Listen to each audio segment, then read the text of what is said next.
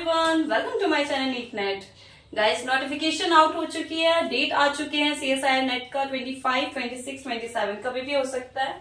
तो हम आज से जो टॉपिक स्टार्ट कर रहे हैं वो बहुत कोर टॉपिक है, मतलब बहुत इंपॉर्टेंट टॉपिक है जो लिंक करता है। ठीक है, आज मैं टॉपिक GPCR पढ़ाने वाली हूँ। और GPCR जो है, जो सेल सिग्नलिंग में हम पढ़ते हैं, सेल सिग्नलिंग का आप समझ लो बैकबोन है GPCR। ठीक है, मोस्टली क्वेश्चन आपको इससे मिलेंगे, इससे डायरेक्ट क्वेश्चन भी आते हैं, प्लस ये लिंक करके, जैसे एनिमल फिजियोलॉजी है ना, उसके साथ लिंक करके भी इसके क्वेश्चन देखने को मिलते हैं। तो आज हम ये टॉपिक स्टार्ट करते हैं GPCR।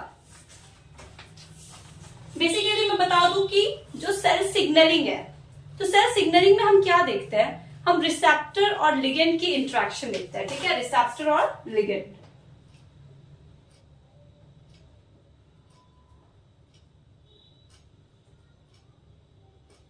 इनका आपस में जो इंटरेक्शन होता है ना, उसको हम किस में पढ़ते हैं, सेल सिग्नलिंग में। नाउ अगर मैं बात करूं सेल सिग्नलिंग की, तो सेल सिग्नलिंग में क्या देखते हैं हम कि दो टाइप के रिसेप्टर, एक तो होता है हमारा सेल सरफेस और एक होता है इंट्रासेलुलर। सेल सरफेस मतलब हम उसको एक्स्ट्रा सेलुलर भी कह सकते हैं। तो जो GPCR है ना, वो कौन सा है, सेल सरफेस रिसेप्टर, और एक होता है हमारा इंट्रासेलुलर।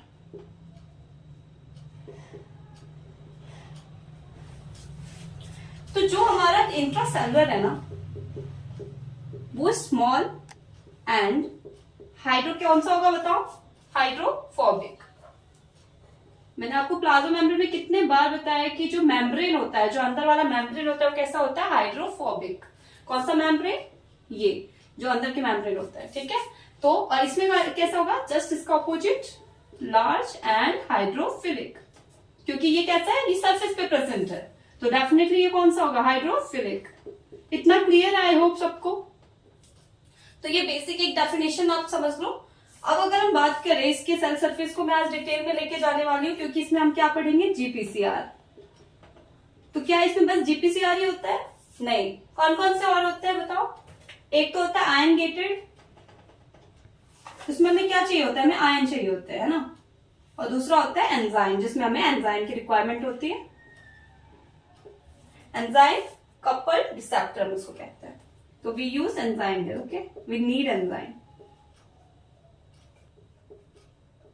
इतना क्लियर है। ये जस्ट एक इंट्रोडक्शन हम कह सकते हैं GPCR से पहले, कि GPCR जो है किस फैमिली से है, cell surface receptor. Direct question आता है, सेल सरफेस रिसेप्टर जो है, क्या वो स्मॉल होता है, लार्ज होता है, हाइड्रोफिलिक होता है या हाइड्रोफोबिक होता है। इतना क्लियर है, इसको रफ कर दूं। टॉपिक है GPCR। तो GPCR जो है, जिसको हम G प्रोटीन भी कहते हैं, तो इसका फुल फॉर्म क्या है, ये मैं यहां लिख देती हूँ कि इसमें हम क्या करते हैं, G प्रोटीन कपल्ड रिसेप्टर।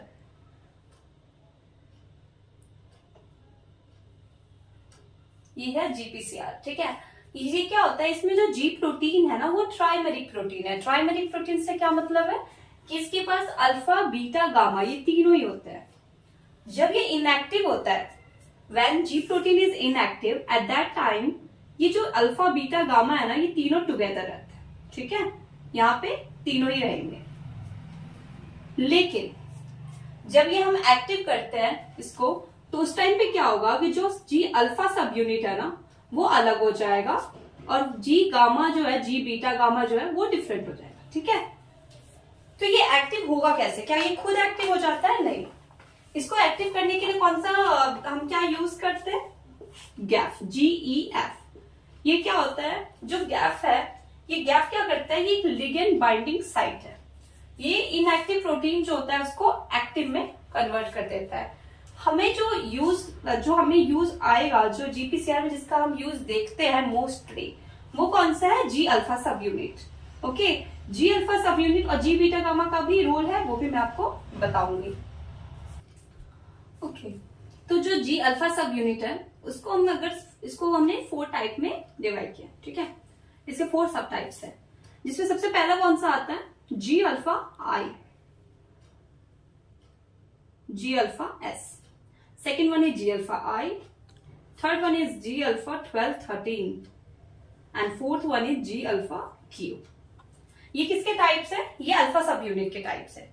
ठीक है, अल्फा सब यूनिट में जो S स्टिमुलेट, इनहिबिटरी, 12, 13 और Q, इसी का हम रोल देखते हैं किसमें, एनिमल फिजियोलॉजी में भी देखते हैं। तो ये बहुत इंपॉर्टेंट है, इसको अच्छे से समझना कि अगर ये स्टिमुलेट कर रहा है तो किसको कर रहा है। तो जो जी अल्फा एस है, जिसका नाम ही है जी अल्फा सब यूनिट का स्टिमुलेट, ये क्या करता है, ये जो जी अल्फा एस है ये क्या करता है, स्टिमुलेट करता है किसको, एडिनाइल साइक्लेज।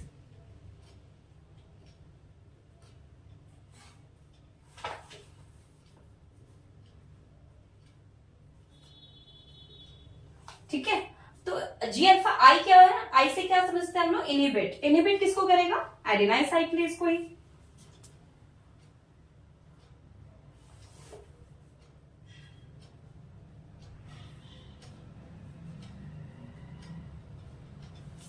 ओके, तो ये जी अल्फा 12 और 13 जो है इसका क्या रोल देखने को मिलता है कि ये क्या करता है, जो रो प्रोटीन है ना उसको एक्टिवेट करता है, रो प्रोटीन को एक्टिवेट करता है और फिर वो वहां पे वर्क करता है। जी अल्फा क्यू जो है वो क्या करेगा, जी अल्फा क्यू में आपको देखने को मिलेगा कि जो फॉस्फोलाइपेज सी है, फॉस्फोलाइपेज सी वो एक्टिवेट हो जाता है। तो इसमें हमें प्रोटीन काइनेज सी जो है वो एक्टिवेट होते हुए दिखता है। तो ये था हमारा अल्फा सब यूनिट। तो बीटा सब यूनिट का क्या काम है, तो बीटा सब यूनिट का आपको रोल देखने को मिलेगा, जो पोटेशियम चैनल जो होता है ना उसको वो ओपन करता है। ठीक है, तो ये तो था हमारा एक ओवरव्यू कि कौन क्या काम करता है। इसको हम थोड़ा डिटेल में देखते हैं सारे सब यूनिट को कि किसका क्या रोल है। ओके,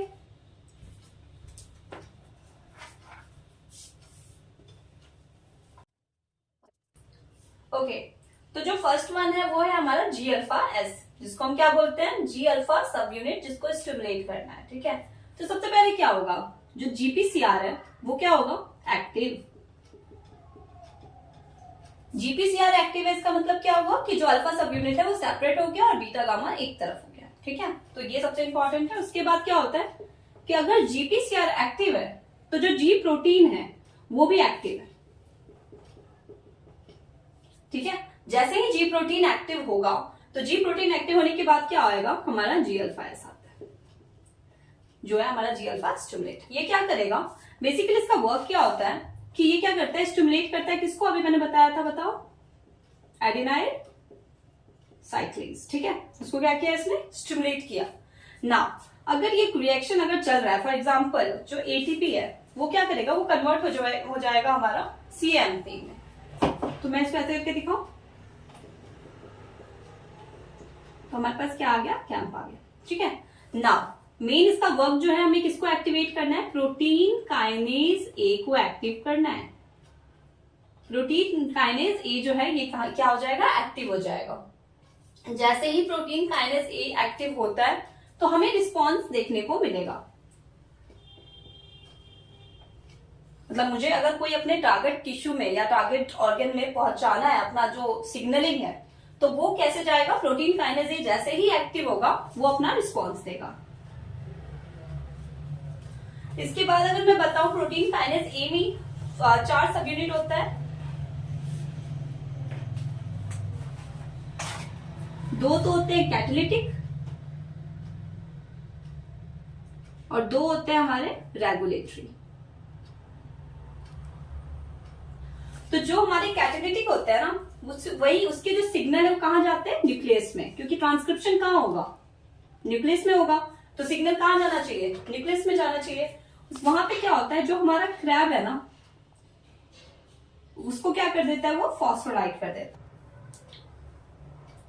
ओके, तो जो प्रोटीन काइनेज ए जो है, जो मेन रोल प्ले कर रहा है जी अल्फा सब यूनिट में, वो क्या करता है कि जब प्रोटीन काइनेज ए इनएक्टिव होगा उस टाइम पे तो जो कैटालिटिक और जो रेगुलेटरी जो है यूनिट, जो सब यूनिट है वो तो साथ में रहेंगे। लेकिन जैसे ही प्रोटीन काइनेज ए एक्टिव होगा तो जो हमारा कैटालिटिक है ना वो किस में जाएगा, न्यूक्लियस में जाएगा। न्यूक्लियस में जाके क्या करता है, जाएगा तो जो क्रैब जो प्रोटीन है उसको क्या करता है, फॉस्फोराइलेशन करता है। ठीक है, उसको फॉस्फेट ऐड कर देता है।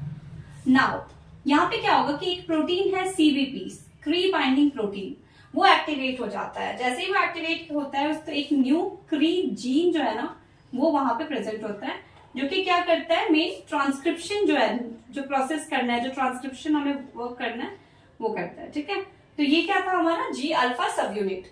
इसमें क्या होता है कि जी अल्फा जो सब यूनिट जो एडेनाइल साइक्लेज है ना, उसे क्या करना है, एक्टिवेट करना है।